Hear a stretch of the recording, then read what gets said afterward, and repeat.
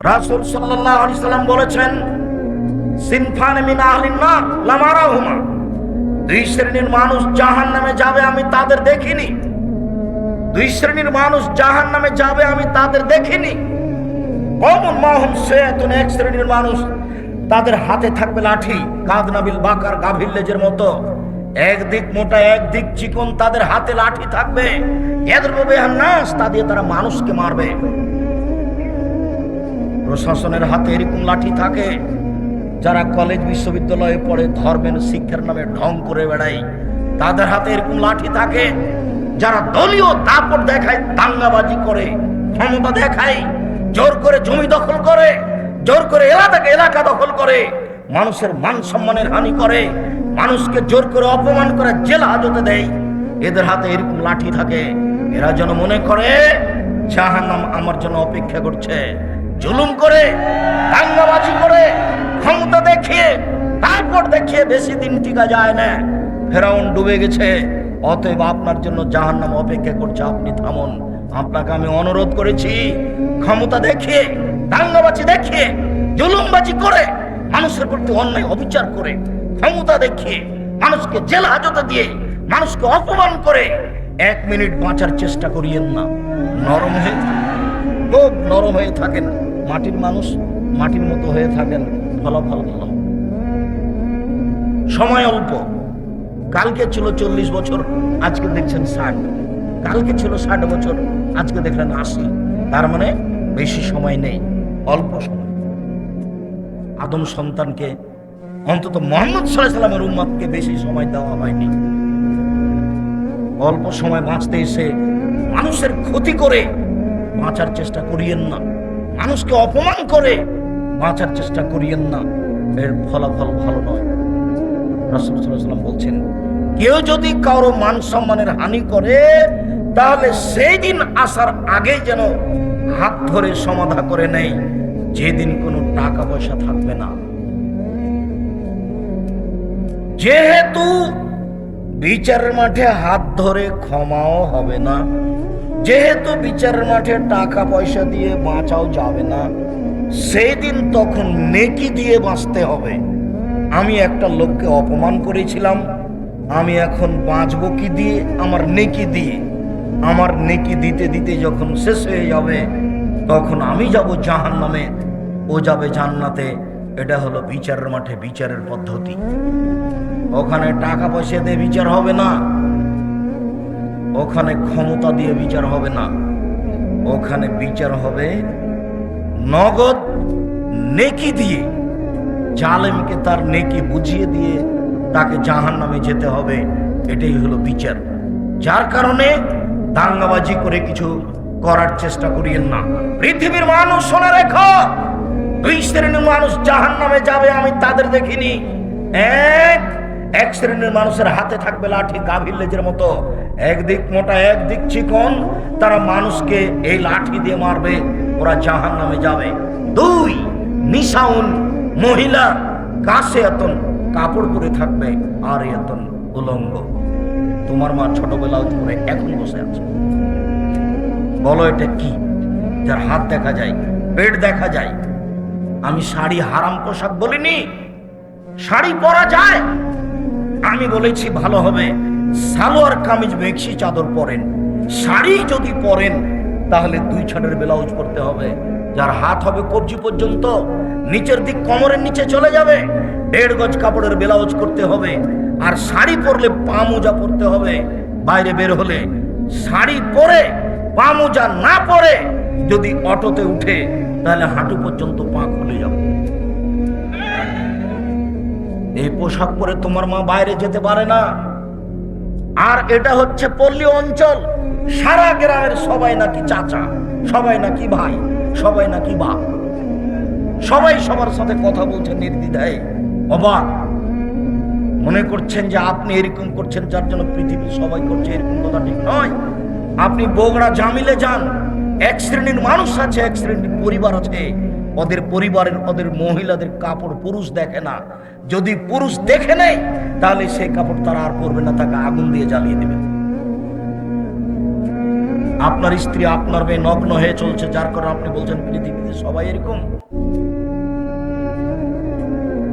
ওদের সব সময়ের পোশাক পুরুষ দেখে না। ওরা বাড়ির বাইরে বের হলে শুধু বোরকা দেখতে পাবে, অন্য কিছু নয়। অথচ তারা বেঁচে আছে, আজও পৃথিবীতে বেঁচে আছে, তাদের দিন চলে। সম্মানিত দিনী বোন শুনুন, আপনাকেই বলছি, আপনার রাস্তাতে হাঁটা দেখলে লজ্জা হয়, আপনার চলাফেরা দেখলে খারাপ লাগে, লজ্জা হয়। মনে হয় যেন আপনার স্বামী নেই, মনে হয় যেন আপনার বাপ নেই, আপনি যেন পিতাহীন মানুষ, আপনি যেন স্বামীহীন মানুষ। স্বামী থাকলে আপনার এরকম অবস্থা কেন? আত্মমর্যাদা থাকবে স্বামী থাকলে। আপনার একটা আত্মমর্যাদা আছে, স্বামীর একটা আত্মমর্যাদা আছে। স্বামীর আত্মমর্যাদা খেয়াল করলে তো আপনি এমনটা করতে পারেন না। স্বামীর একটা আত্মমর্যাদা খেয়াল করা দরকার। আসমা রাদিয়াল্লাহু তাআলা আনহা বলেন, আবু বকর সিদ্দিকের মেয়ে আসমা রাদিয়াল্লাহু তাআলা আনহা বলেন যে আমি মাঠে থেকে খেজুরের আঁটি বোঝা মাথায় করে নিয়ে আসছিলাম। রাস্তায় রাসূল সাল্লাল্লাহু আলাইহি ওয়াসাল্লামের সাথে দেখা হয়ে গেল। আল্লাহ রাসূল আমাকে বললেন, আসমা তুমি উটের উপরে চলে আসো, উটের উপরে উঠো। তখন আমি লজ্জা করলাম। আমার স্বামী জুবাইরের আত্মমর্যাদাকে আমি খেয়াল করলাম। না না না না না, আমি যদি রাসূলের উটের পিছনে উঠি তাহলে জুবাইর এটা খারাপ মনে করবে। জুবাইরের একটা আত্মমর্যাদা আছে, তার একটা দাম আছে। আমি এই হিসাব করে আর রাসূলের উটের পিছন দিকে উঠলাম না। আমি বাড়িতে এসে বললাম, জুবাইর শোনেন, আমার স্বামীকে বললাম এই ঘটনা, আপনার আত্মমর্যাদাকে হিসাব করে আমি রাসূলের উটের পিছনে উঠিনি। তখন জুবাইর বলছেন, দেখো আসমা, রাসূল সাল্লাল্লাহু আলাইহি সাল্লামের উটের পিছনে উঠাটা তোমার কাছে যতটুকু আত্মমর্যাদাতে বাধা দিয়েছে, তুমি যে খেজুরের আঁটি বোঝা মাথায় করে মাঠে থেকে চলে আসো, এই দৃশ্যটাতে আমার আত্মমর্যাদাতে বেশি বাধা দেয়। আমাকে এটা খুব খারাপ লাগে। তুমি একটা মহিলা মানুষ, মাঠে থেকে বোঝা মাথায় করে নিয়ে চলে আসো, এটা আমাকে খারাপ লাগে। হাদিস বুখারী মুসলিম, তার নাম আত্মমর্যাদা। এই ছেলে, তোমার বাপের একটা আত্মমর্যাদা থাকলে তোমার মা এভাবে বসে থাকতে পারে? তোমার বাপ একটা কাপুরুষ, তোমার বাপ একটা কাপুরুষ, তোমার বাপ একটা কাপুরুষ। মনে কিছু নিও না। তোমার বাপের ব্যক্তিত্ব থাকলে, তোমার বাপের মর্যাদা থাকলে, তোমার বাপের আত্মমর্যাদা থাকলে তোমার মা এভাবে চলতে পারতো না। এটা অসম্ভব হতে পারে না। তোমার বাপ নিজেকে পশু প্রাণীর মতো মনে করে। বুঝে না ওরা অন্তর আছে, বুঝে না। দেখে না ওরা চক্ষু আছে, দেখে না। শোনে না ওরা কান আছে, শোনে না। উলাইকা কাল আনাম, তারা পশু প্রাণীর মতো, তারা গরু ছাগলের মতো, তারা কুকুর শৃগালের মতো, বালুমাতাল, বরং তার চেয়ে খারাপ।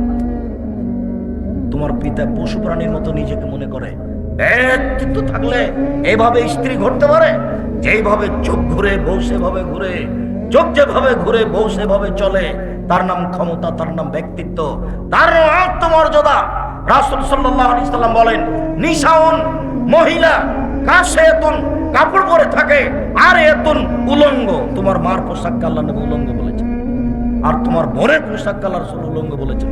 হ্যাঁ ছেলে, এই হাদিসের বিকল্প কি তরজমা হতে পারে তুমি বিবেচনা করো। আমি এই কথা বলিনি, এই কথা মুহাম্মদ সাল্লাল্লাহু আলাইহি সাল্লাম বলেছেন। নিজেকে পশু প্রাণী মনে করো না, নিজেকে গরু ছাগল মনে করো না, নিজেকে মানুষ মনে করিও। পশু প্রাণীর বিচার হবে না, গরু ছাগলের বিচার হবে না, কুকুর শৃগালের বিচার হবে না। বিচার মানুষের হবে, বিচার জিনের হবে। এরাই বুঝে, এদের বোধ শক্তি আছে, এদের বোধোদয় আছে, এদের বোধগম্য আছে, এদের হিতাহিত জ্ঞান আছে। এরাই ভালো হতে পারে। যেহেতু ভালো হচ্ছে না, কাজে এরা পশু প্রাণীর মতো, এরা গরু ছাগলের মতো, এরা কুকুর শৃগালের মতো। তবে আল্লাহ তাদেরকে কুকুর শৃগাল বলেননি। পরিবর্তন হতে পারে। আজকেই পরিবর্তন হতে হবে তোমাকে, আজকেই পরিবর্তন হতে হবে তোমার মাকে, আজকেই পরিবর্তন হতে হবে তোমার বোনকে। সিদ্ধান্ত পরিবর্তন করুন আপনি, আমার দিনী বোন। রাসূল সাল্লাল্লাহু আলাইহি সাল্লাম বলেন, মাইলাতুন, এরা পুরুষকে নিজের দিকে আকৃষ্ট করে। মমিলাতুন, তারা পুরুষকে নিজের দিকে আকৃষ্ট করে। মাইলাতুন, এরা নিজেরা আকৃষ্ট হয় পুরুষের দিকে। এরা বাড়িতে যখন থাকে তখন ভালোই থাকে, যখন বাড়ি থেকে বের হয় রাস্তায় চলে তখন কেন জানি কেমন কেমন করে, আনছান আনছান করে, একবার ডান দিকে যায়, একবার বাম দিকে যায়, একবার হাত নাড়ে, একবার চুল নাড়ে, কেন জানি কেমন কেমন করে। তার মানে এরা পুরুষের দিকে আকৃষ্ট হয়েছে। লাইফ খোলা জান্নাত, এরা জান্নাতে যাবে না। জান্নাতে তো যাবে না, যাবে না। বলা ইয়াজিদনা রিহাহা, এরা জান্নাতের গন্ধ পাবে না। ফাইনা রিহাহা লা তুজাদু মিন মাসরাতি কাদা ওয়া কাদা, যে জান্নাতের গন্ধ 1 বছরের দূরত্ব পথ থেকে পাওয়া যায়, এটা জান্নাত। এখানে একটা দ্রুতগামী ঘোড়া দৌড়াতে আরম্ভ করে 1 বছর দৌড়াই, এই যত পথ যাবে ওই পথের মাথায় কেউ যদি দাঁড়ায় তাহলে জান্নাতের গন্ধ পাবে। এই মহিলারা জান্নাতের গন্ধ পাবে না। সম্মানিত দিনী বোন, আপনাকে আমরা আর একটা কথা বলে আমাদের আলোচনার দিকে আগিয়ে যাচ্ছি। রাসূল সাল্লাল্লাহু আলাইহি ওয়াসাল্লাম বলেন 3 শ্রেণীর মানুষ জান্নাতে যাবে না। সালাসাতুন লা তাদখুলুল জান্নাতা আবাদা, 3 শ্রেণীর মানুষ কখনো তারা জান্নাতে যাবে না। 1, মদমিনুল খামর, যারা নিয়মিত বিড়ি, তামাক, জর্দা, সিগারেট, গুল, নেশাদার দ্রব্য খায়, পান করে, তারা জান্নাতে যাবে না। এমন ভাবে আজ থেকে আপনি বিড়ি সিগারেট ছেড়ে দিবেন, দোকানদার যেন একেবারে যা কিনেছিল সেটা যেন মালিককে ফেরত দিয়ে সব ফেলে দেয়, আগুন দিয়ে জ্বালিয়ে দেয়। আর তুমি যদি আবার এখান থেকে উঠে গিয়ে আবার সিগারেট লাগাও, তখন তুমি মনে করি কি ব্যাপার, আমি কি পশু নাকি? বুঝেও তো বুঝলাম না, আমি তো বুঝলাম, তারপরে আবার আমি ভালো হতে পারলাম না কেন? তাহলে কি আজ আমি পশুর মতো হয়ে গেছি? ফকির ভিক্ষা চাইলে বলেন মাফ কর, আর ওই টাকা দিয়ে বিড়ি সিগারেট কিনে দিন রাত খান, শরম হয় না কেন? রাসূল সাল্লাল্লাহু আলাইহি ওয়াসাল্লামকে জিজ্ঞাসা করা হয়েছিল, আল্লাহর নবী, আইউল আমাল আফজাল, পৃথিবীতে কর্ম হিসাবে সবচেয়ে উত্তম কোনটা? মানুষ যে সব কাজ করে তার সবচেয়ে ভালো কাজ কোনটা? তখন আল্লাহ রাসূল উত্তরে বললেন, তুদে মুত্তাম তাকরাউ সালাম আলামান আরাফ তাওমান লাম তারিফ, তুমি দুস্থ গরীব ফকির মিসকিনকে খেতে দেবা, এটাই তোমার জীবনে সবচেয়ে ভালো কাজ। ওই যাকে চিনো তাকেও সালাম দিবা, যাকে চিনো না তাকেও সালাম দিবা। দেখে সালাম দিতে হবে এই কথা নয়, মৌলানা সাহেবকে সালাম দিতে হবে এই কথা নয়, যাকে চিনেন তাকেও সালাম দিবেন, যাকে চিনবেন না তাকেও সালাম দিবেন। মিশরে কয়েকদিন ছিলাম, তো একটা জিনিস দেখেছিলাম, মিশরের মাটিতে সবাই কোরআন মাজিদ পড়তে পারে, ভ্যান চালক, রিক্সা চালক, অফিসার, মন্ত্রী, এমপি, সবাই কোরআন মাজিদ পড়তে পারে, সবাই সবাকে সালাম দেয়। মন্ত্রী ও রিক্সাওয়ালাকে সালাম দিচ্ছে, সবাই সবাকে সালাম দেয়। যদি একটা খারাপ বৈশিষ্ট্য আছে, প্রায় সবাই দাড়ি চাচে, তবে সবাই সবাকে সালাম দেয়। চিনে সালাম দিবেন না। আর 10 জায়গাতে সালাম দেওয়া নিষেধ, এই কথাটাও মিথ্যা। তার মধ্যে এক জায়গা হচ্ছে যখন খাচ্ছে তখন সালাম দিতে হবে না, এই কথাটা মিথ্যা। আপনারা খাচ্ছেন এই জন্য সালাম দিচ্ছি না, মনে কিছু নিয়েন না। এতগুলি বাক্য চললো আর আসসালামু আলাইকুম চলবে না? কেমন ধর্ম? বলছে আব্দুর রাজ্জাক সাহেব, আপনি তো খাচ্ছেন সেজন্য সালাম দিলাম না। এগুলো তো চলছে কথা, তো সালামটাই চলে না। ফেকার বইয়ে লেখা আছে 14 জায়গাতে সালাম দেওয়া নিষেধ, তার মধ্যে এটাও আছে।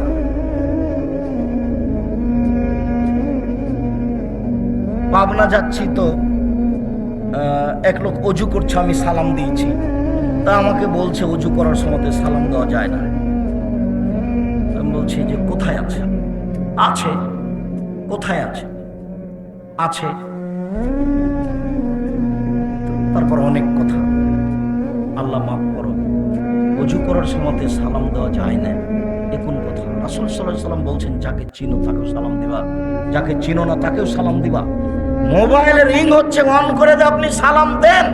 হিন্দু হোক, মুসলমান হোক, বৌদ্ধ হোক, খ্রিস্টান হোক, সে যেই হোক না কেন, ডোম হোক, চামার হোক, হাঁড়ি হোক, সে যেই হোক না কেন, মুচি হোক, মেথর হোক, আপনি তাকে সালাম দেবেন। যদি আপনি নাম্বারে চিনতে পারেন যে হিন্দু, তাহলে আপনি সালাম দেবেন। তাহলে আপনি বলবেন জি ধন্যবাদ, কি বলছিলেন। যদি আপনি চিনতে না পারেন, সে যেই হোক, পশু প্রাণী, গরু ছাগলকে আপনার সাথে কথা বলছে, আপনি তাকে সালাম দিবেন। রাসূল সাল্লাল্লাহু আলাইহি ওয়াসাল্লাম বলছেন তুমি যাকে চিনো তাকেও সালাম দিবা, যাকে চিনো না তাকেও সালাম দিবা। হাদিস তো বুখারী মুসলিম। এটা আপনি কি বুঝলেন? মোবাইলের নাম্বার দেখে আপনি চিনতে পারছেন না, অতএব আপনাকে আর বিবেচনা করতে হবে না। আর আপনাকে তো বলেছি আপনি হ্যালো বলিয়েন না, হ্যালো কুকুরকে বলে। হ্যালো কাকে বলে ডাকে? কুকুরকে বলে ডাকে। কই আমি তো আপনাকে কোনোদিন বলিনি হ্যালো, আমি তো আসসালামু আলাইকুম বলি। সবাই যে বলছে, মাওলানা সাহেব বলছে, মাওলানা সাহেব বলছে, তো আমি কি করব? আমি বলিনি, আমি হ্যালো শব্দ ব্যবহার করিনি। হ্যালো বলে কুকুরকে ডাকে না।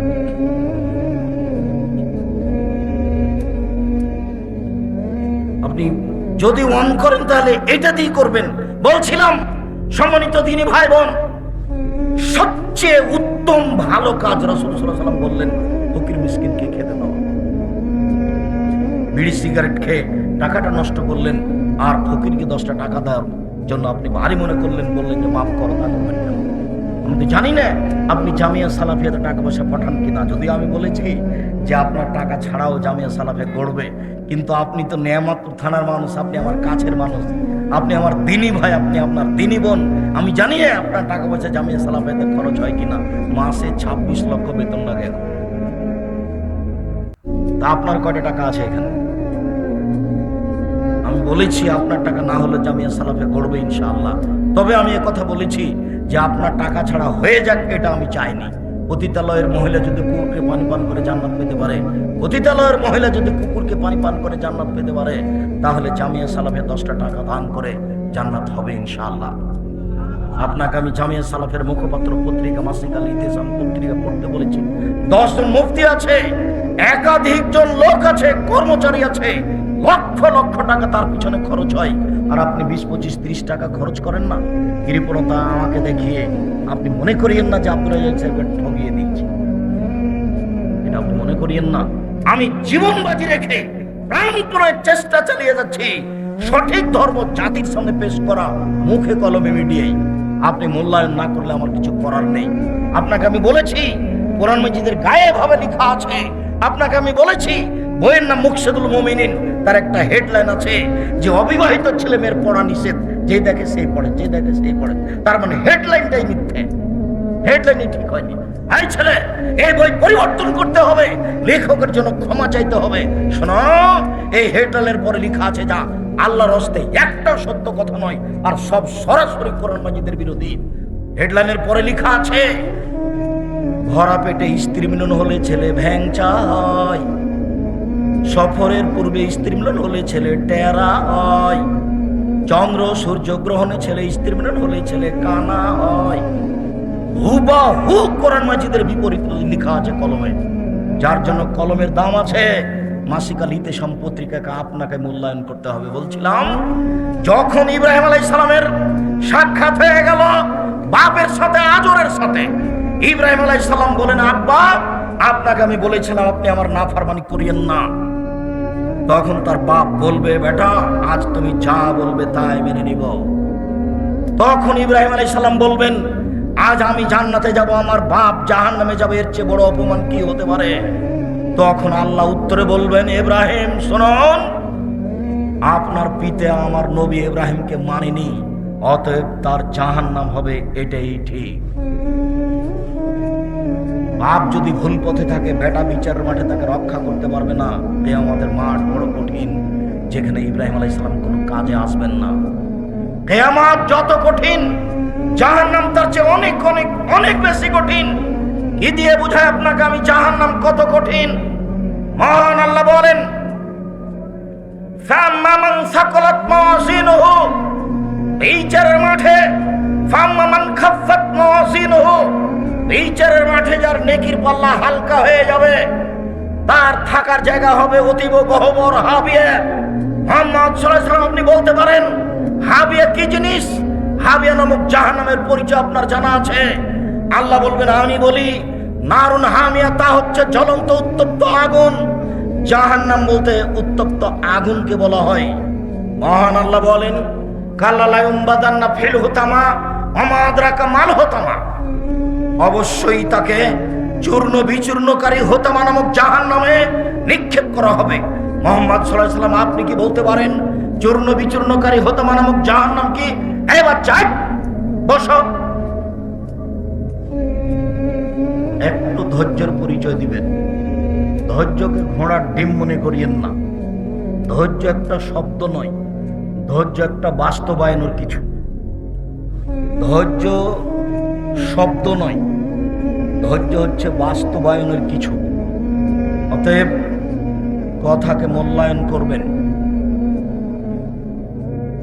আল্লাহ তাআলা বলেন, আমি বলি চূর্ণ বিচূর্ণকারী হোতামা নামক জাহান্নামটি কি? নারুল্লাহিল মুকাদ্দা, তা হচ্ছে জ্বলন্ত উত্তপ্ত আগুন। আল্লাহ তাআলা জাহান্নামের পরিচয় দিচ্ছেন। জাহান্নাম বলতে জ্বলন্ত আগুনকে বলা হয়। মহান আল্লাহ বলেন, সাউসলিহে সাকার, অচিরে আমি তাকে সাকার নামক জাহান্নামে নিক্ষেপ করব।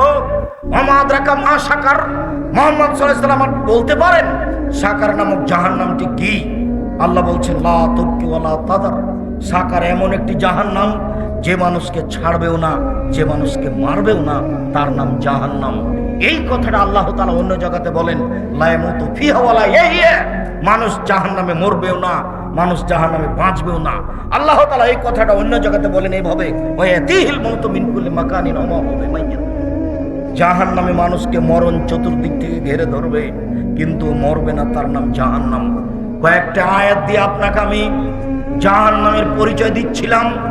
রাসূল সাল্লাল্লাহু আলাইহি সাল্লাম বলেন, পৃথিবীর মানুষ শুনে রেখো, ইন্না সাকরাতাল আযীমা, বিশাল একটা পাথর, 1 কোটি মণ ওজনের একটা পাথর যদি জাহান্নামের মুখে ছেড়ে দেওয়া হয়, তাহলে নিচে পৌঁছিতে সময় লাগবে 70 বছর। 1 কোটি মণ ওজনের একটা পাথর যদি 1 ঘন্টা নিচে যায় কত যেতে পারে?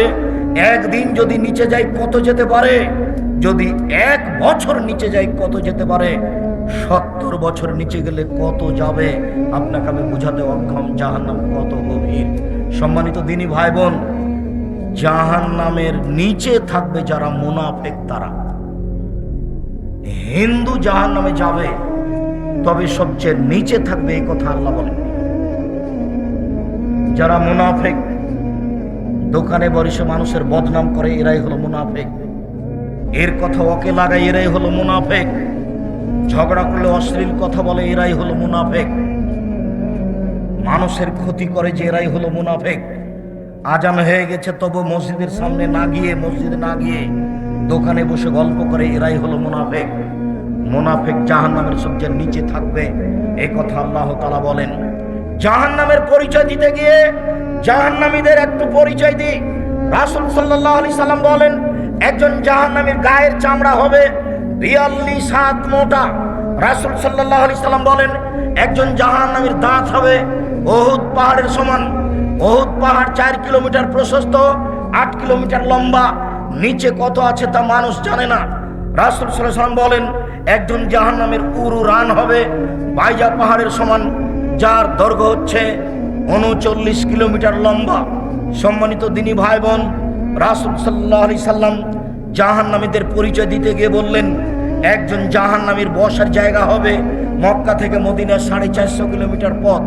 একটা লোকের বসার জায়গা যদি 450 কিলোমিটার হয়, একটা লোকের গায়ের চামড়া যদি 42 হাত মোটা হয়, একটা লোকের দাঁত যদি উহুদ পাহাড়ের সমান হয়, একটা লোকের উরু রান যদি বাইজা পাহাড়ের সমান হয়, একটা লোকের ডান কাঁধ থেকে বাম কাঁধের ব্যবধান যদি একটা দ্রুতগামী ঘোড়ার 3 দিন 3 রাতের পথ হয়, তাহলে লোকটা কত বড়। পৃথিবীর শুরু থেকে শেষ পর্যন্ত যত মানুষ এসেছে, যত মানুষ আছে, যত মানুষ আসবে, তার শতকরা 1999 জন লোক জাহান্নামে যাবে। একজন যদি এত বড় হয়, তাহলে হাজারে এত গেলে জাহান্নাম কত বড় আপনাকে আমি কি দিয়ে বুঝাই? জাহান্নাম কি জিনিস? রাসূল সাল্লাল্লাহু আলাইহি সাল্লাম বলেন, যত মানুষ এসেছে, যত মানুষ আছে, যত মানুষ আসবে, যত জিন এসেছে, যত আছে, যত আসবে, সব যদি একসাথে জাহান্নামের দরজা দিয়ে ঢোকে, তাহলে ঢুকতে অসুবিধা হবে না। তার নাম জাহান্নাম। মানুষকে শাস্তি দেওয়ার জন্য আল্লাহ ব্যবস্থা করেছেন। জাহান্নামকে বিচারের মাঠে টেনে নিয়ে যাওয়া হবে। জাহান্নাম কথা বলতে পারে। যখন জাহান্নামে মানুষকে নিক্ষেপ করা হবে, যতবার নিক্ষেপ করা হবে ততবার জাহান্নাম বলবে, আর কি কিছু আছে, আর কি কিছু আছে। তখন আল্লাহ তাআলা তার পাকে জাহান্নামে ঢুকিয়ে দিবেন। তখন জাহান্নাম এনজাবি বাজলা বাজিন, তার কিছু অংশের মধ্যে লেগে একেবারে আঁটোসাঁটো হয়ে যাবে। আঁটোসাঁটো হয়ে গিয়ে জাহান্নাম বলবে তাক তাক তাক, যথেষ্ট যথেষ্ট যথেষ্ট। তাহলে জাহান্নাম কথা বলতে পারে। এ দেখেন জাহান্নাম কথা বলছে। ফাস্তাকাতিন নারাইলা রাব্বিহা, জাহান্নাম তার প্রতিপালকের কাছে অভিযোগ করলো। অভিযোগ করে বলল, ইয়াকুল বাজি বাজান, আল্লাহ আমার কিছু অংশকে ধরে খায়। এইদিকের আগুন ঝাপটা মেরে এইদিকের আগুনকে ধরে খায়, এইদিকের আগুন ঝাপটা মেরে এইদিকের আগুনকে ধরে খায়। তার মানে আল্লাহ তুমি আমার ভিতরের শাস্তিকে একটু হালকা করবে কি? ফাওয়াজান আল্লাহ বিনাফসাইন, তখন দুইটা শ্বাসের অনুমতি দিয়ে তার ভিতরের শাস্তি হালকা করা হলো। আল্লাহ বললেন, ঠিক আছে জাহান্নাম, আমি তোমার কথা মেনে নিলাম। তুমি একবার শ্বাস ছাড়বে ঠান্ডা এলাকা থেকে, তাহলে পৃথিবী 6 মাস ঠান্ডা থাকবে। তুমি একবার শ্বাস ছাড়বে গরম এলাকা থেকে, তাহলে পৃথিবী 6 মাস গরম থাকবে। অন্যথায় তুমি একবার শ্বাস ছাড়বে, তাহলে পৃথিবী 6 মাস গরম থাকবে। আর একবার শ্বাস গ্রহণ করবে, তাহলে পৃথিবী 6 মাস ঠান্ডা থাকবে। এর নাম জাহান্নাম। আপনি হালকা মনে করিয়েন না। কবর যত কঠিন, কিয়ামত তার চেয়ে অনেক বেশি কঠিন। কিয়ামত যত কঠিন, জাহান্নাম তার চেয়ে অনেক অনেক অনেক বেশি কঠিন। জাহান্নামের খড়ি হবে মানুষ ও পাথর। জাহান্নামে কোনো কয়লা থাকবে না, জাহান্নামে কোনো খড়ি থাকবে না। মানুষ নিজেই খড়ি, জিন ইনসান নিজেই খড়ি, এই কথা আল্লাহ তাআলা বলছেন। সম্মানিত দিনী ভাই বোন, জাহান্নামীদেরকে পিছন দিকে হাত বেঁধে নিয়ে যাওয়া হবে। আল্লাহ তাআলা বলেন, খুজুহু ফাগুল্লুহু সুমাল জাহিমা সাল্লুহু, এদের ধরো, এদের শিকলবন্দি করো, এদের টেনে হেঁচড়ে জাহান্নামে নিয়ে যাও। তাহলে কি বিচারের মাঠে পালিয়ে যাবে? কেন তাদের হাত বাঁধা হবে? অপমান করার জন্য তাদেরকে হাত বাঁধা হবে। গায়েবান্ধা পলাশবাড়ি মুজিবুর বিএসসি বলেছিলেন, জনাব আমি এমনিতে জেলে চলে যাব, আমার যেন হাত কড়া না দেওয়া হয়। তার মানে হাতে হাত কড়া দিলে এটা একটা অপমানের ব্যাপার। ইন্দিরা গান্ধীর হাতে হাত কড়া দেওয়া থাকবে, সেদিন কেউ ঠেকাতে পারবে না। ফেরাউনের হাতে হাত কড়া দেওয়া থাকবে। যত লোক পাপী, দাঙ্গাবাজি, স্বেচ্ছাচারী, স্বৈরাচারী, দাম্ভিক, অহংকারী, মানুষকে অপমান করে, জেল হাজতে দেয় জোর করে, এদের সবার হাত পিছন দিকে বাঁধা থাকবে। কোন মায়ের বেটা সেখানে দাঁড়াতে পারবে না কথা বলার মতো। পৃথিবীর কোনো মানুষ পারবে না, ফেরেশতা পারবে না, জিন পারবে না। যখন বিচার শুরু হবে, তখন আল্লাহ তাআলা বলবেন, আল ইয়াউমা লা তামলিকু নাফসুন লিনাফসিন শাইআ ওয়াল আমরু ইয়াওমাইযিন লিল্লাহ। আজ কোনো মানুষ কোনো মানুষের কোনো উপকার করতে পারবে না, একচ্ছত্র মালিকানা আল্লাহর হাতে থাকবে। সেই সময় আল্লাহ বলবেন, আইনাল জব্বার আইনাল মুতাকাব্বির, স্বৈরাচারী, স্বেচ্ছাচারী, অহংকারী, বদমেজের পদে আনা মালিকুল আমলাক, আমি হচ্ছি রাজাধিরাজ। সেদিন মানুষ বুঝতে পারবে বিচার কাকে বলে। সেদিন আসার আগে আপনি প্রস্তুতি নেন। সম্মানিত দিনী ভাই বোন, মানুষের তো বিচার হবেই, ফলাফলে জাহান্নাম যেতে হবে। আনাস রাদিয়াল্লাহু তাআলা আনহু বলেন যে আল্লাহ রাসূল বললেন, আমাকে একদা জিবরাইল মেরাজে উপরে নিয়ে যাচ্ছেন। তো যেতে যেতে দেখি হঠাৎ অনেক মানুষ তুকরাজু শাফাহুম বাকারাজ মিনান নার, যাদের জিহ্বা ঠোঁটকে আগুনের কাঁচি দিয়ে কেটে দেওয়া হচ্ছে। এটা তো খুব কঠিন অবস্থা। কাঁচি হচ্ছে আগুনের কেঁচি দিয়ে জিহ্বা কেটে দেওয়া হচ্ছে, এটা তো খুব কঠিন অবস্থা। তখন আমাদের নবী মুহাম্মদ সাল্লাল্লাহু আলাইহি ওয়াসাল্লাম জিবরাইলকে বলছেন, মান হাওলায়ে, এরা কারা, এরা কে, একই কথা, এ আবার কেমন কথা? আগুনের কাঁচি দিয়ে মানুষের জিহ্বা কেটে দেওয়া হচ্ছে। তখন রাসূল সাল্লাল্লাহু আলাইহি ওয়াসাল্লাম উত্তরে বললেন, হাওলায়ে খুতবা মিন উম্মাতিক, এরা হচ্ছে আপনার উম্মতের বক্তা, যারা বক্তৃতা করে বেড়াতে। তাহলে এখন বক্তব্য বন্ধ করতে হবে না বক্তব্য দিতে হবে? হুজুর তো বুঝতে পারেননি যে সমস্যাটা কোথায়। হুজুর মনে করছে যে দাপট দেখিয়ে থুথির জোর যার, সেই ভালো বক্তা। হুজুরও মনে করেছেন, জনগণও মনে করেছেন। তাফসীর মাহফিল দেখলে আমার খুব কষ্ট হয়। মুফাসসির নিজেও জানে না যে আসলে তাফসীর কি, ঘটনা কি। আমার এক চাচাতো ভাই আমাকে বলছেন যে আজকে বরিশাল থেকে একজন এসে তাফসীর করলো, এই তাফসীর তোরা জানিস না। তা আমি বললাম যে কি করলেন, তোরা ওই তাফসির জানিস না? আচ্ছা সেটা আমি বুঝলাম, আমি জানি না, কিন্তু কি তাফসির করলেন সেটা বলবেন তো। তো শেষ পর্যন্ত চাপ দিয়ে বলছেন দেখো, আদম আলাইহিস সালাম ঘুম থেকে উঠে দেখছেন পাশে একজন সুন্দরী মহিলা। আদম আলাইহিস সালাম হাত বাড়াতে গেলেন সেদিকে, তখন ফেরেশতা বলছেন থামেন। আদম আলাইহিস সালাম বলছেন কেন? ফেরেশতা বলছেন মোহর দিতে হবে আগে। তো আদম আলাইহিস সালাম বলছেন মোহর কি? তখন ফেরেশতা বলছেন 1000 বার দুরূদ পড়ে দিতে হবে, মুহাম্মদ সাল্লাল্লাহু আলাইহি সাল্লামের উপরে 1000 বার দুরূদ পড়ে দিতে হবে, তাহলে আপনার স্ত্রী হালাল হবে।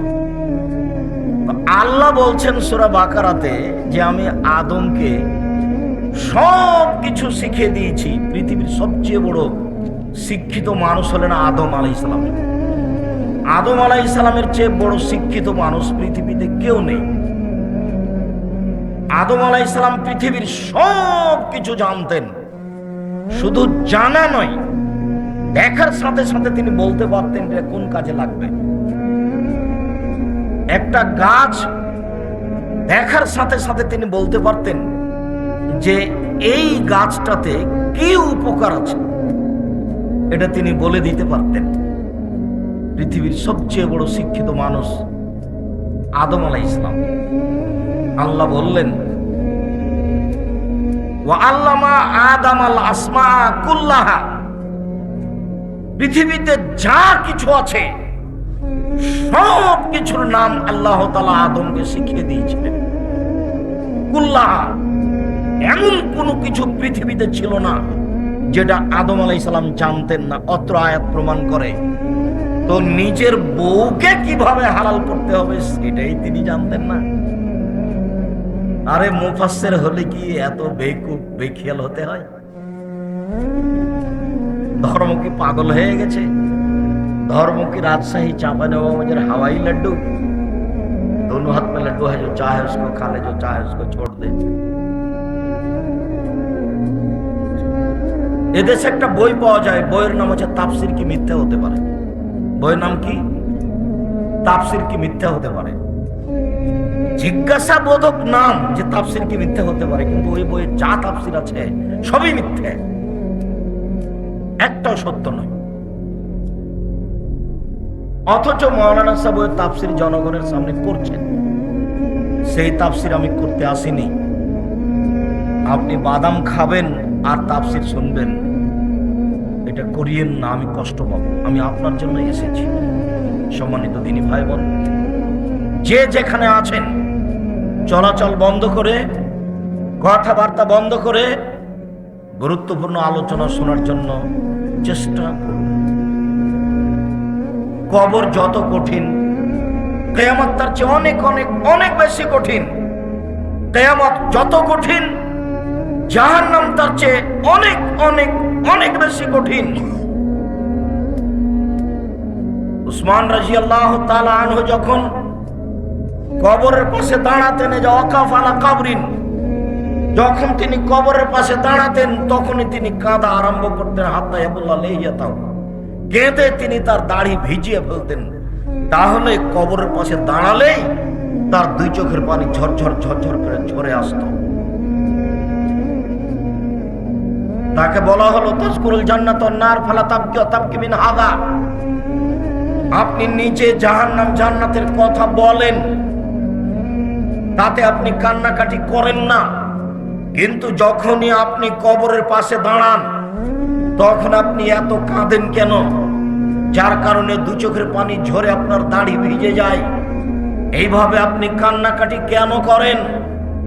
তখন তিনি বললেন, পৃথিবীর মানুষ শুনে রাখো, ইন্নাল কবর আউয়ালু মানজিল মিন মানাজিলিল আখিরা, কবর হচ্ছে পরকালের প্রথম স্তর, প্রথম বিপদ। ভাই না জামিন হো বাদ হাইসর মিন হো, মানুষ যদি কবরে বেঁচে যায় তাহলে এরপরে যত স্তর আছে সব সহজ হয়ে যাবে। মানুষ যদি কবরে বাঁচতে না পারে তাহলে এরপরে যত স্তর আছে সব আরো কঠিন ও জটিল হয়ে যাবে। কবর যত কঠিন, কিয়ামত তার চেয়ে অনেক বেশি কঠিন। কিয়ামত যত কঠিন, জাহান্নাম তার চেয়ে অনেক অনেক অনেক বেশি কঠিন। কি দিয়ে বুঝায় আপনাকে আমি কবর কত কঠিন? রাসূল সাল্লাল্লাহু আলাইহি ওয়াসাল্লাম বলেন, যখন তাকে কবরে জিজ্ঞাসা করা হবে দ্বীন সম্পর্কে, মুহাম্মদ সাল্লাল্লাহু আলাইহি সাল্লাম সম্পর্কে, ইসলাম সম্পর্কে, সে যদি উত্তর দিতে না পারে, ইয়াদরিবু যারবাতান, এত জোরে তাকে ফেরেশতা মারবেন, ইয়াসিহু সাইহাতান, সে বাপরে মারে করে চিৎকার করবে, ইয়াসমু মা বাইনাল মাশরিক ওয়াল মাগরিব ইল্লা সাকালাইন, সারা পৃথিবীর জীবজন্তু, কীটপতঙ্গ, পদার্থ, জড় পদার্থ সব কিছু তার চিৎকার শুনতে পাবে, মানুষ আর জিন শুনতে পাবে না। এখান থেকে 50,000 কোটি কিলোমিটার দূরে যে বস্তু আছে সেও শুনতে পাচ্ছে এই কবরের চিৎকার। সে কত জোরে চিৎকার করছে আপনাকে আমি বোঝাতে অক্ষম। মুহাম্মদ সাল্লাল্লাহু আলাইহি ওয়াসাল্লাম বলেছেন, যে মারে সে চোখে দেখে না, যে মারে সে কানে শোনে না, যে মারে সে ফেরেশতা, তার রং বিভিন্ন ধরনের, কালো নীল, ভিন্ন ধরনের রং, চোখে দেখে না, কানে শোনে না, কোথায় মারছে আর চিৎকার যে করছে ও শুনতে পায় না, যার কারণে তার মারার গতির পরিবর্তন হয় না। মারে যে সে পুলিশ নয়, মারে যে সে মানুষ নয়, সে খায় না, পেশাব করে না, তার সংসার নাই, তার বিবাহ শাদী নেই, তিনি হচ্ছেন ফেরেশতা। প্রথম বাড়িও যেমন, শেষ বাড়িও তেমন, এইভাবে তাকে মারতে থাকবে বিচারের দিন পর্যন্ত। রাসূল সাল্লাল্লাহু আলাইহি সাল্লাম বলেন, যে লাঠি দিয়ে মারা হয়, যে হাতুড় দিয়ে মারা হয়, সেই হাতুড় যদি পাহাড়ের উপরে মারা হয় তাহলে ফায়াসির তুরাব, সেটা পাথর হয়ে যাবে, ধুলা হয়ে যাবে, একবারে খান খান হয়ে। পাহাড়ের উপরে মারা হলে পাহাড় ধুলা হয়ে যাবে। যেই হাতুড় দিয়ে মারা হয়, সেই হাতুড়টা যদি পাহাড় দিয়ে মারা হয় তাহলে পাহাড় ধুলা হয়ে যাবে। মুহাম্মদ সাল্লাল্লাহু আলাইহি সাল্লাম এইভাবে বলেন। কি দিয়ে বুঝায় আপনাকে আমি কবর কত কঠিন? এখানে চিৎকার করছে, তার কণ্ঠ, তার শব্দ শুনতে পাচ্ছে 50,000 কোটি কিলোমিটার দূরে। যে মানুষ, যে জীবজন্তু আছে, জিন আর মানুষ ব্যতীত যে পদার্থ, জড় পদার্থ আছে, সে শুনতে পাচ্ছে কবরের শাস্তি, শুনতে পাচ্ছে গিলাসটা, কবরের শাস্তি শুনতে পাচ্ছে বক্সটা, কবরের শাস্তি শুনতে পাচ্ছে বাল্বটা, কবরের শাস্তি শুনতে পাচ্ছে মাই, সব কিছু শুনতে পাচ্ছে কবরের চিৎকার। কিন্তু মানুষ এবং জিন শুনতে পায় না, শুনতে পাইলে সে বাঁচত না। আপনাকে আমি বুঝাতে পারি কবর কি জিনিস। রাসূল সাল্লাল্লাহু আলাইহি সাল্লাম দিন রাত কবরের শাস্তি থেকে বাঁচতে চায়। যখনই তিনি জানাজায় দাঁড়াতেন, তখনও লোকটার জন্য কবরের শাস্তি থেকে আল্লাহর কাছে বাঁচতে চাইতেন, আল্লাহ তুমি তাকে কবরের শাস্তি থেকে বাঁচাও। সম্মানিত দিনী ভাই বোন, বাড়ির পিছন দিকে যে 2 হাত 2.5 হাত গর্ত করে কবর করা হয়েছে, তার নাম কবর নয়। সেটাই যদি কবর হতো, তাহলে যাকে বাঘে খেয়ে নিল তার কবর কোথায়? কবরস্থানে 2-2.5 হাত যে কবর করা হয়, সেটাই কবর নয়। সেটাই যদি কবর হতো, তাহলে যে আগুনে জ্বলে ছাই হয়ে গেল তার কবর কোথায়? সেটাই যদি কবর হতো, তাহলে যে পানিতে ডুবে হারিয়ে গেল তার কবর কোথায়? মরার পর থেকে নিয়ে বিচারের দিন পর্যন্ত একটা দীর্ঘ সময়ের নাম কবর, যাকে বলা হয় আলাবে বারজাখ। এই দীর্ঘ সময়ের নাম কবর। এটা কোনো জায়গা, কোনো স্থান নয়। সম্মানিত দিনী ভাই বোন, এই দীর্ঘ সময়ের ভালোটা হলো ভালো, খারাপটা হলো খারাপ। মানুষটা যদি ভালো হয়, মরার পরে ফেরেশতা যখন জিজ্ঞাসা করবেন, তখন যদি তার উত্তর ঠিক হয়, তাহলে ফেরেশতা বলবেন, নামকা নামাতিল আরুসে লাইকুদুল আবালিহি, তুমি ঘুমিয়ে যাও বাসর রাতের ঘুমানোর মতো, যাকে কেউ জাগাবে না তার অতীব প্রিয় মানুষ ছাড়া। তুমি ঘুমিয়ে যাও বাসর রাতের ঘুমানোর মতো, যাকে কেউ জাগাবে না অতীব প্রিয় মানুষ ছাড়া। যখনই তাকে ঘুমাবে, ঘুম থেকে জাগাবে, তখনই সে একটু কষ্টবোধ মনে করে বলবে, এখনই তো মাত্র ঘুমালাম, কেমন হয়ে গেল, এখনই তো ঘুমালাম, কেন আমাকে এভাবে উঠানো হলো? তার এরকম একটা পরিবেশ থাকবে। অথচ সে লোকটা কবরে ঘুমিয়ে আছে 4,000 বছর থেকে, 10,000 বছর থেকে। তার মানে ভালো মানুষের কবরে থাকার সময়সীমা হলো বাসর রাতের সময়। তা 2 ঘন্টা হতে পারে, 2.5 ঘন্টা হতে পারে, 3 ঘন্টা হতে পারে। এটা হলো ভালো মানুষের কবরের সময়সীমা। আর যারা খারাপ মানুষ, তারা তো আপনাকে আর আমি কি দিয়ে বুঝাই? কবরের শাস্তিকে স্বপ্নের মতো বলা যেতে পারে, আপনি পাশে বসে আছেন, আপনার ভাই শুয়ে আছে, ঘুমিয়ে আছে, গোখরা সাপ তাকে দংশন করছে, সে বাপরে মারে করে চিৎকার করে পালিয়ে যাচ্ছে ঘুমের ঘরে। এরপরে তার ঘুম ভেঙে গেল, ঘুম ভাঙতে দেখতে পাচ্ছে গমা সাপ কত বড় ছিল, রং কেমন ছিল, কিভাবে কে দংশন করছে, সে সব কিছু এখন অক্ষর অক্ষরে বলে দিতে পারবে ঘুম থেকে উঠে। কিন্তু যে পাশে বসে আছে সে কিছুই দেখতে পায় না। বুঝাতে পারেননি কথা, মনে হয় এরকম হলো কবরের শাস্তি। আপনি কবর খনন করে সাপ দেখবেন, এই কথা ঠিক নয়। ওই যে একটা কাগজে লেখা ছিল যে জনৈকে ইমাম সৌদি আরব থেকে ইমামতি করার পরে মসজিদ থেকে বের হয়ে একটা কবর খনন করে দেখলেন যে একটা লাশকে সাপ পেঁচিয়ে ধরে আছে। তারপরে বলে দিলেন যে এইটা ফটোকপি করে যে যত বিতরণ করতে পারবে সে তত ভালো। একেবারে নগদ মিথ্যা কথা। কবরের শাস্তি মানুষ দেখা তো বহু দূরের কথা, শুনতে সক্ষম নয়। কবরের শাস্তি দেখা তো বহু দূরের কথা, মানুষ শুনতে সক্ষম নয়। অতএব কবরের শাস্তিকে আপনার রেকর্ডিং করে বা একটা রূপক পরিকল্পনা করে সাজিয়ে মানুষকে দেখানো হারাম। এটা মানুষের পক্ষে সহজ সম্ভব নয়। কবরের শাস্তি, কবর যত কঠিন, কিয়ামত তার চেয়ে অনেক বেশি কঠিন। কিয়ামত যত কঠিন, জাহান্নাম তার চেয়ে অনেক অনেক অনেক বেশি কঠিন। কি দিয়ে বুঝায় আপনাকে আমি জাহান্নাম কত কঠিন, কিয়ামত। লাকে ইব্রাহিম আবাহু আজার, বিচারের মাঠে ইব্রাহিম আলাইহিস সালাম তার পিতা আজরের সাথে সাক্ষাৎ করবেন। আজরের সাথে সাক্ষাৎ করে বলবেন, আলাম আকুল্লাহ লা তাসিনি, আব্বা আপনাকে আমি বলিনি যে আপনি আমার নাফরমানি করিয়েন না?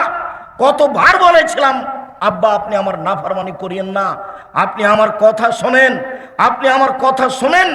তখন তার পিতা আজর বিচারের মাঠে বলবে, আলিয়ামাল্লা আসিকা, বেটা আজকে তোমার নাফরমানি করব না, যা বলবে সেটা আমি মানব। তখন ইব্রাহিম আলাইহিস সালাম বলবেন, প্রতিপালক আমার পিতা আজকে জাহান্নামে যাবে আর আমি জান্নাতে যাব, এর চেয়ে বড় অপমান কি হতে পারে? আইয়ু খিজি রাজদা মিন আবিলাবাদ, আজকে আমার পিতা জাহান্নামে যাবে আর আমি জান্নাতে যাব, এর চেয়ে বড় অপমান কি হতে পারে? আমি ইব্রাহিম এটাকে সবচেয়ে বড় অপমান মনে করছি। তখন আল্লাহ তাআলা বলবেন, ইব্রাহিম শুনে রেখো, তোমার পিতা আমার নবীকে মানেনি, তোমার পিতা আমার নবী ইব্রাহিমকে মানেনি, অতএব আজকে তোমার কথা রক্ষা হবে না। তোমার পিতার চেহারা আকৃতি পরিবর্তন করে দেওয়া হলো, সাপের আকৃতি করে দেওয়া হলো। ইব্রাহিম আলাইহিস সালাম সে তার নিজের পিতাকে হাদিয়ে ধরে জাহান্নামে নিক্ষেপ করবেন। যদিও অপরিচিত শব্দ ব্যবহার করা হয়েছে যে তার পিতাকে সাপে পরিণত করা হবে, তারপর তার পা ধরে, সাপের পা ধরে জাহান্নামে নিক্ষেপ করা হবে। বাস্তবত ইব্রাহিম আলাইহিস সালাম নিজেই করবেন। যখন তার পিতার আকৃতি পরিবর্তন হয়ে যাবে তখন তিনি নিজে ধরে তাকে জাহান্নামে নিক্ষেপ করবেন। বিচারের মাঠে আল্লাহ তাআলা বলবেন, এই বাচ্চা, ওই ছেলেটা ওইভাবে হাঁটছে কেন? ও তো আরো মানুষ তার দিকে দেখলে তো আমার কথা বুঝতে পারবে না। দয়া করে কোনো কাজ দেখায়েন না, কিছুক্ষণ অপেক্ষা করেন। আমি আব্দুল্লাহ বিন ফজল নই যে ভোর পর্যন্ত বক্তব্য দিব। আমি অত কোরআন হাদিস জানি না, সারা রাত বক্তব্য করি না। আপনি দয়া করে নিজের কোনো কাজ দেখাবেন না। আমি আপনার জন্য এসেছি কষ্ট করে। মহিলা মানুষ আপনাকে বলছি, ঢং ঢং করে এসেছেন, ঢং ঢং করে গল্প করতে করতে যায়েন না। আপনার একটা লজ্জাবোধ থাকা দরকার, আপনার একটা ইতস্তবোধ থাকা দরকার, একটা আপনার হায়াবোধ থাকা দরকার। আপনি মহিলা মানুষ, আপনার একটু শরম হয় না কেন? আপনার একটু হায়া হয় না কেন? এত গল্প করেন কেন? ঢং ঢং করে গল্প করতে করতে আসলেন, আবার চলে যাচ্ছেন। আপনি বুঝতে পারেন না যে আমি মহিলা মানুষ, আমার একটা লজ্জার ব্যাপার আছে, আমার একটা শরমের ব্যাপার আছে। জাহান্নাম মহিলা দিয়ে ভরা, দিনরাত শুনছেন, হুঁশ হয় না? জাহান্নাম বলতে নারীকে বুঝায়, জাহান্নাম বলতে নারীকে বুঝায়। এ কথা আমরা তো বলিনি, এ কথা মুহাম্মদ সাল্লাল্লাহু আলাইহি ওয়াসাল্লাম বলছেন। আল্লাহ রাসূল বলছেন, আমি জাহান্নামের দিকে তাকিয়ে দেখলাম অধিকাংশই নারী। আবু হুরায়রা রাদিয়াল্লাহু আনহু, এই ছেলে, তুমি এভাবে সাড়া দিবা না কথায়, চুপচাপ বসে থাকো, তুমি লজ্জাবোধ করো। তোমার মাই তো এখানে বসে আছে ছোট ব্লাউজ পরে, তোমার শরম হয় না? তোমার ইতস্তবোধ হয় না? তুমি বলে দিও তোমার মা যেন এরকম ছোট ব্লাউজ পরে আর দিন না কাটায়, সময় না কাটায়। তোমারও তো ইতস্তবোধ হওয়া দরকার, তোমার বাপ এখন দাড়ি চেঁচা এখানে বসে আছে, ঢং দেখাচ্ছ, ধর্মকে পাগল পেয়েছো বাপ বেটা। নিজেকে মুসলমান মনে করো, দিন ধর্ম মেনে চলার চেষ্টা করো। সময় শেষ, মরণ চলে আসবে, আজ হোক আর কাল হোক। ফেরাউন ডুবে গেছে, যেহেতু ফেরাউন ডুবে গেছে ক্ষমতা দেখিয়ে, কাজে পৃথিবীর কোন মানুষ যেন ক্ষমতা দেখে বাঁচতে না চায়। ক্ষমতা দেখিয়ে বাঁচতে চাওয়ার কোনো পথঘাট মানুষের কাছে নেই। অতএব লজ্জাবোধের দাবি রাখি। কথার মধ্যে উপস্থিত বৈঠকের মুসলিম বোন, আপনাকে নিয়ে দুটা কথা বলছি, শোনেন। আবু হুরায়রা রাদিয়াল্লাহু